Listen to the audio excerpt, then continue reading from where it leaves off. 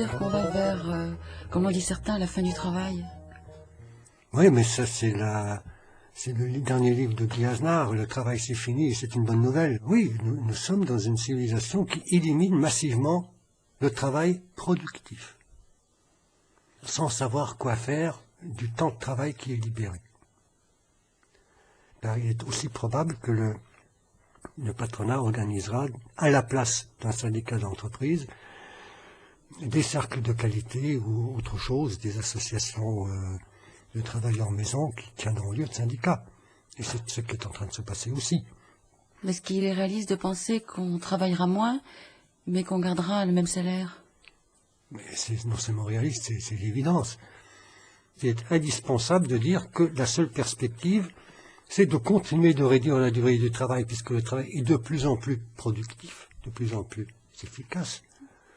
Donc on peut imaginer que le chômage ne sera plus une catastrophe si on va vers le non-travail. Effectivement, le chômage n'est pas une catastrophe s'il n'est pas considéré comme du chômage, mais comme des possibilités de loisirs fortement accrues, assurées à tout le monde, en même temps qu'un revenu stable. Non, il faut que tout le monde puisse travailler dans la mesure où il en a envie, travailler beaucoup moins et gagner convenablement sa vie. Et c'est possible, mais c'est une politique à long terme. Est-ce que vous voyez qu'on s'engage dans cette voie du travail partiel? Ça n'est plus du travail partiel, pas plus que les 1600 heures que vous faites aujourd'hui à la place des 3000 heures que vous faisiez il y a 40 ans ne sont du travail partiel. Les 1000 heures que vous ferez demain à la place des 1600 aujourd'hui ne sont du travail partiel. La norme du plein temps va changer. Savez-vous qu'en Tchécoslovaquie, qui n'est pourtant pas un pays riche, le congé maternité ou paternité est de 3 ans avec 70% du salaire. Il est vraisemblable que si vous ne faites rien, si vous n'avez pas de projet de société et de civilisation, le temps libéré va être occupé par l'industrie du loisir et du divertissement.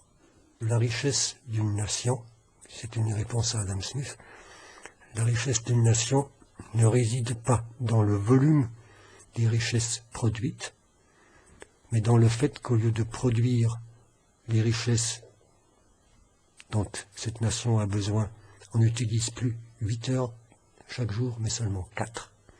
Autrement dit, la mesure de la richesse, c'est le temps disponible, disposable time. C'est cité en long et en large à plusieurs reprises dans certains écrits de Marx. C'est un très beau texte qui n'a toujours pas paru en français. Donc malgré l'effondrement du communisme, Marx reste d'actualité? Il y a beaucoup de choses chez Marx qui... écoutez, faut pas charrier. Marx est un auteur fascinant du 19e siècle.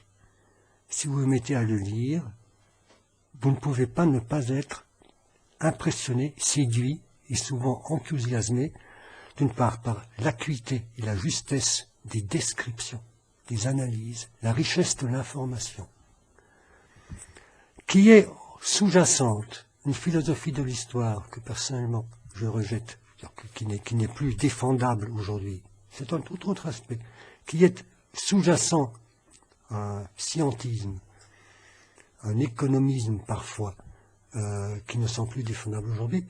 Peu importe, il faut savoir lire Marx comme un des très grands auteurs et savants du 19e siècle, dont beaucoup de descriptions restent d'une pertinence stupéfiante. Donc la grande inégalité, en fait, entre les individus, c'est pas l'argent, mais c'est le temps libre. La grande inégalité sociale aujourd'hui, c'est l'inégalité d'accès au travail intéressant, stable et bien rémunéré. Ça n'est pas une question de qualification de diplôme. Parce que même si vous qualifiez et diplômez toute la population, il y aura toujours à peu près 30 à 40% de population pour lesquelles il n'y a pas de travail stable et bien rémunéré, aussi longtemps que l'on ne partagera pas le travail selon d'autres critères en réduisant la durée. Mais pourtant, il y a des activités qui se développent, qui se multiplient, qu'on appelle les activités de service. Oui. Vous avez aujourd'hui une tendance à créer de l'emploi pour l'emploi. Oui, toutes les solutions semblent bonnes, justement, pour lutter le chômage, mais... Voilà. Il faut créer de l'emploi. Il faut avoir une croissance riche en emploi. Alors, C'est une fausse solution, à votre avis? c'est pas une fausse solution, c'est une solution qui nécessairement mène à l'accroissement des inégalités. Car les activités de service ont un sens quand les personnes qui rendent ces services les rendent de façon plus efficace que vous ne pouvez le faire vous-même.